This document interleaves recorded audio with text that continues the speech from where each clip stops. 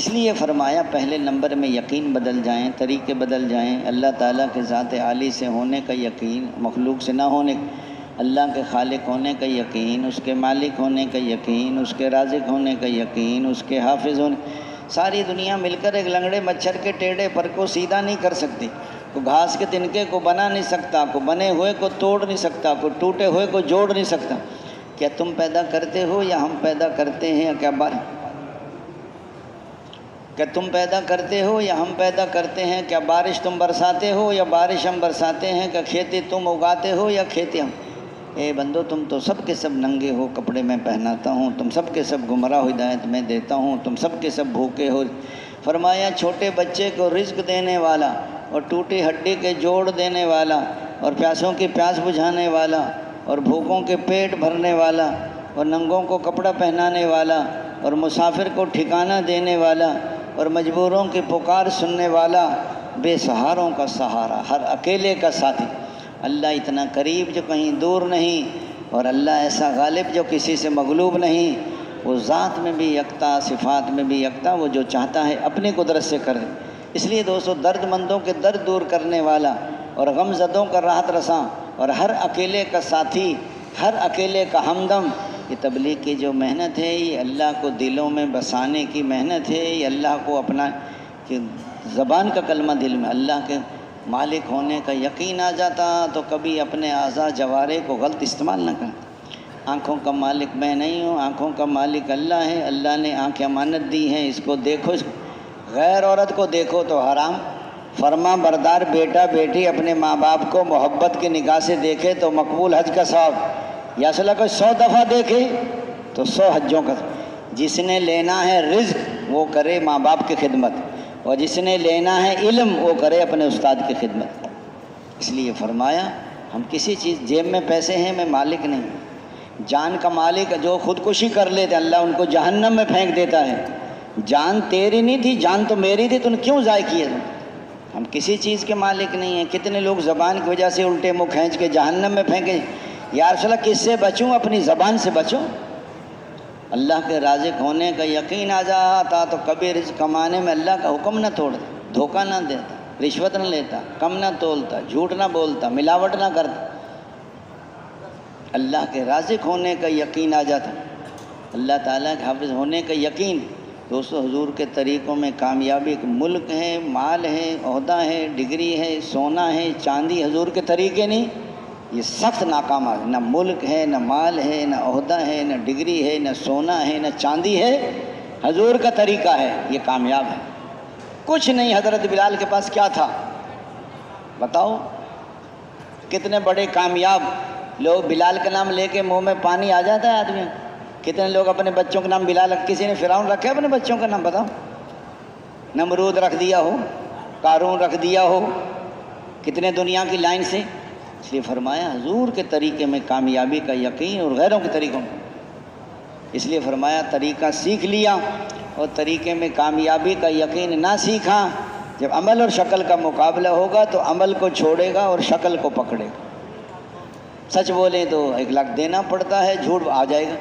کلمے کا خلاص کیا ہے کہ حرام کاموں سے جس کے اندر کلمے کی حقیقت ہوگی وہ غلط دیکھے گا نہیں، وہ غلط بولے گا نہیں، وہ غلط تولے گا نہیں، وہ غلط سوچے گا نہیں۔ ابھی کلمہ دل میں نہیں، ہمارے زبان پہ کلمہ ہے۔ ہمیں نماز کا بننا ساری زندگی، نماز جب بنے گی نماز میں صحیح یقین ہو، مسائل والے طریقے ہوں، اللہ کی عظمت کا دھیان ہو، فضائل کا استظہار ہو، نفس کا اللہ کو عظمت کا دھیان ہو، فضائل کا استظہار ہو، نفس کا مجاہدہ ہو، آنکھوں کا صحیح استعمال۔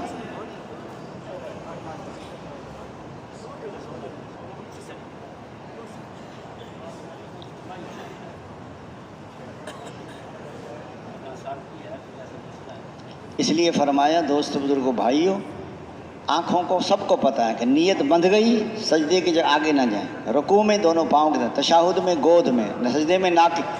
آنکھوں کو صحیح استعمال کر لیا تو خشوع نصیب ہوئی۔ کانوں کا صحیح استعمال، اپنی نماز اپنی سنو، امام صاحب کے پیچھے پڑھ رہے امام صاحب کی سنو۔ ایک آدمی نہ اپنی سنتا ہے نہ امام صاحب کی سنتا ہے، بازار کی آوازیں سنتا ہے، 5 منٹ صحیح نہیں سن سکتے۔ قرآن بھی صحیح ہو، قومہ بھی صحیح ہو، جلسہ بھی صحیح ہو، رکوع بھی صحیح ہو، سجود بھی صحیح ہو، فرائض کا پتہ ہو، واجبات کا پتہ ہو، سنتوں کا پتہ ہو، مکروہات کا پتہ ہو، وضو صحیح ہو، استنجا صحیح ہو، کپڑے پاک ہوں، رزق پاک ہو، ایسے نہیں نماز بن جائے گی۔ نماز ہاتھوں کا صحیح استعمال، پاؤں کا صحیح استعمال۔ بعض ساتھی سجدے میں جاتے ہیں ایسے پاؤں اوپر اٹھا لے رہے، ٹریکٹر کے ہل نہیں اٹھ جاتے اوپر کو، انہیں یہی پتہ نہیں کہ پاؤں زمین سے جدا نہیں کرنے۔ اس لیے فرمایا نماز کا بننا ساری زندگی کا بننا۔ بہت ساری چیزیں ہیں نماز کے بارے میں، کوئی ایک چیز نہیں ہے۔ اس لیے دوستو بزرگوں بھائی، نماز میں آج دن کا یا تو عالم بنو یا طالب علم بنو یا علم کو توجہ سے سننے والے بنو یا علم اور علم والوں سے محبت کرنے والے بنو، اور پانچویں قسم کے نہ بنو ورنہ ہلاک ہو۔ پانچویں قسم علم اور علم والوں سے بغض رکھنا۔ علم بڑی دولت ہے، علم عمل کا امام ہے اور جنت کے راستوں کا نشان ہے۔ علم کے بغیر آدمی اللہ کو بھی نہیں پہچان سکتا۔ جائز ناجائز کی پہچان علم سے ہوتی ہے، حلال حرام کی پہچان علم سے ہوتی ہے۔ یاد کرنا تسبیح کے برابر، مطالعہ کرنا روزوں کے برابر ہے، تحقیقات بحث کرنا جہاد ہے۔ اس لیے فرمایا کہ تلاش میں جانا عبادت ہے۔ ساری مخلوق دعائے مغفرت کر دی ہے، اس لیے علم آتا ہے۔ ایک نوجوان کہہ رہا تھا بابا جی تبلیغ والے باتیں بہت کرتے ہیں۔ اس نے کہا بیٹا پہلے باتیں ہوتی ہیں پھر حقیقت بھی آ جاتی۔ کہ کیسے آتی؟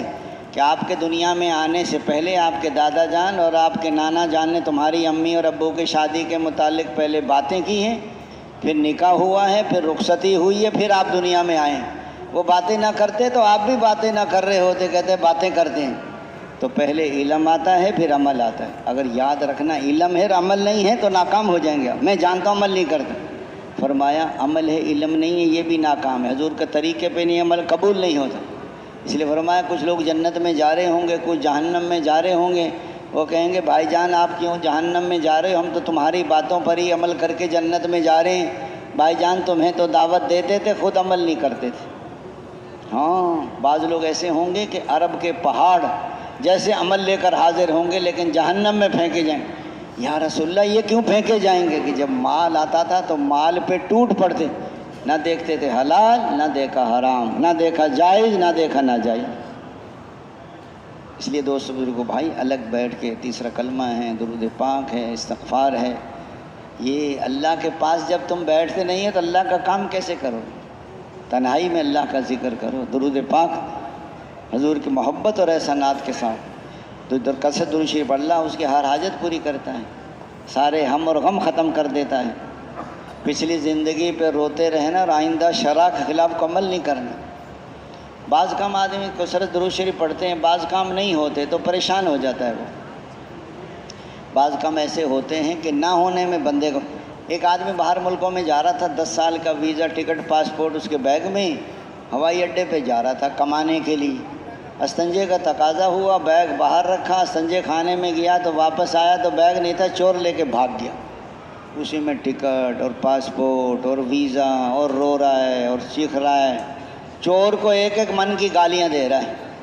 8 گھنٹے کے بعد پتہ چلا جس جہاز میں جانا تھا وہ جہاز سمندر میں گر گیا، سب مسافر مر گئے۔ اب چور کو دعائیں دے رہا اللہ بھلا کرے چور کا، کہ چوری نہ کرتا میں تو مر جاتا۔ تو بندے کو کچھ پتہ نہیں ہوتا کہ کیا اللہ کے ہر فیصلے پہ راضی ہو جانا ایمان والوں کی نشانی ہے۔